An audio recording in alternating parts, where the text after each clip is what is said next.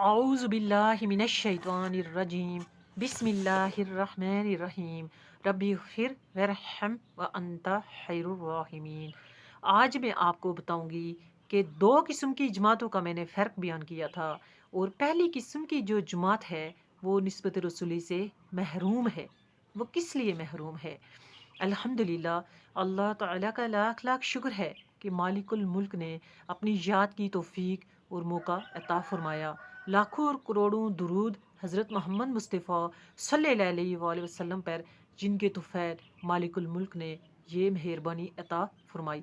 سامعین اکرام، اللہ تعالیٰ نے قرآن پاک میں ارشاد فرمایا، اعوذ باللہ من الشیطان الرجیم بسم اللہ الرحمن الرحیم، وما جعلنا القبلة التي كنت عليها إلا لنعلم من يتبع الرسول ممن ينقلب على عقبيه وإن كانت لكبيرة إلا على الذين هدى الله وما كان الله ليضيع إيمانكم إن الله بالناس لرؤوف رحيم۔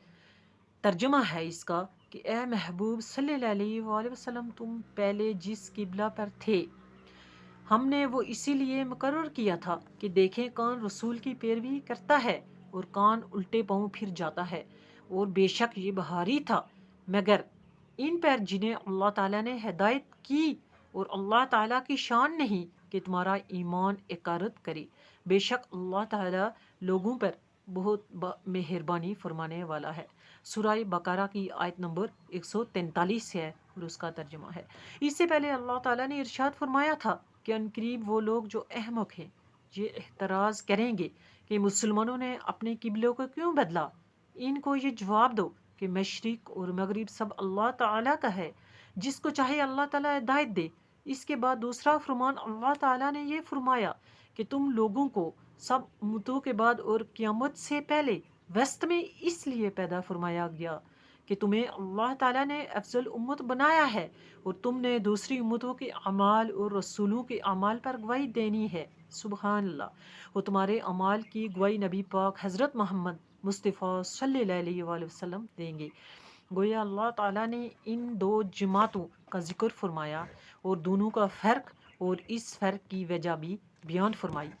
پہلی وہ جماعت جو اللہ تعالیٰ کے رسول صلی اللہ علیہ وآلہ وسلم کی نافرمانی کرتی اور ہر بات میں کوئی نہ کوئی حجت نکالتی تھی، اور اس طرح وہ اپنے گناہوں کے انبار لگاتی چلی جاتی تھی۔ استغفار۔ اس کی وجہ یہ تھی کہ وہ نسبت رسولی صلی اللہ علیہ وآلہ وسلم سے محروم تھی، اور اس وجہ سے ان کے دلوں پر مہر لگ گئی تھی اور ان کی آنکھوں اور کانوں پر پردہ تھا۔ استغفار۔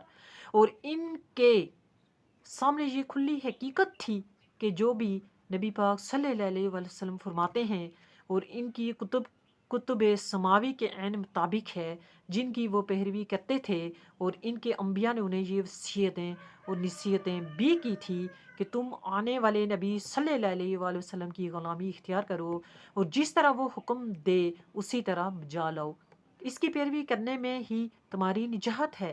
مگر ساری نصیحتیں اور تاریخ کا علم ہونے کے باوجود وہ پھر ایسی حجتیں کرتے تھے جن کی کوئی حقیقت نہیں ہوتی تھی۔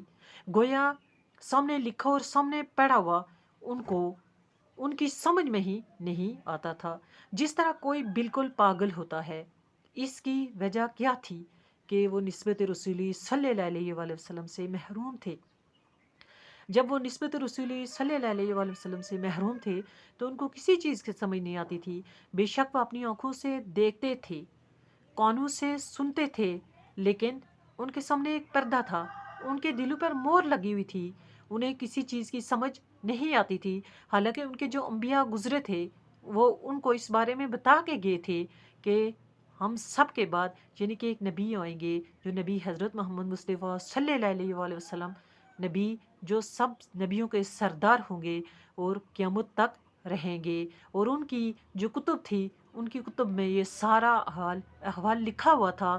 وہ سب کچھ پڑھنے کے باوجود، سمجھنے کے باوجود، جاننے کے باوجود پردہ رکھتے تھے، اور اس چیز سے یعنی کہ ان کو کوئی علم نہیں تھا، اور یعنی کہ ان کی آنکھیں اندھی تھی، ان کے کان بہرے تھے، وہ گونگے تھے، ان کو کچھ سمجھ نہیں آتا تھا، کیونکہ وہ نسبت رسولی صلی اللہ علیہ وسلم سے محروم تھے، اور نسبت رسولی صلی اللہ علیہ وآلہ وسلم سے محروم ہونے کی وجہ سے ان کے دل و دماغ اندھیرے میں تھے، ان کے دل و دماغ جو تھے، روح جو تھی، وہ سب اندھیروں میں تھی، کیونکہ وہ جہنم کے گڑھے میں جانے والے تھے۔ اگر وہ رسول اللہ صلی اللہ علیہ وآلہ وسلم کی اطاعت اور نسبت رسولی صلی اللہ علیہ وآلہ وسلم اختیار کر لیتے تو ان کے دل و دماغ روشن ہو جاتے، اور پھر انہیں اچھائی اور برائی میں تمیز حاصل ہوتی۔ جب وہ نسبت رسول صلی اللہ علیہ وسلم کو اختیار کرتے تو وہ ان کو ہر چیز کی تمیز کی سمجھ آ جاتی، کیونکہ ان کے دل، ان کی آنکھیں، ان کی روح نور نبوت سے بھر جاتے، یعنی کہ نبوت کا نور ان کے اندر آ جاتا اور ان کو ہر چیز کی سمجھ آ جاتی۔ لیکن وہ نسبت رسولی سے محروم تھے، اور وہ حضور پاک صلی اللہ علیہ وسلم کی اطاعت کرنے سے انکار کر رہے تھے، محروم تھے، تو وہ اندھیرے میں تھے، ان کے دل سیاہ ہو گئے تھے، کالے ہو گئے تھے۔ تو اس لیے ایسے لوگ جہنم کے گڑھے کا ایندھن بنیں گے، اور ایسے لوگوں سے ہی جہنم کو بھڑکایا جائے گا، اور یہ جہنم کے عذاب کو بکت کر ہی رہیں گے۔ استغفار، اللہ پاک ہم سب کو ہدایت کے راستے پہ چلائیں، اور نیک راستے پہ چلائیں، صراط مستقیم والے راستے پہ چلائیں، نبی پاک کے احکام اور اللہ تعالیٰ کے احکام ماننے والا بنائیں۔ ایسی پیاری اسلامی درس کو سننے کے لیے میرے اس چینل کو سبسکرائب کر لیں، تاکہ میری آنے والی جتنی بھی اسلامی معلومات ہوتی ہیں وہ آپ تک پہنچتے رہیں۔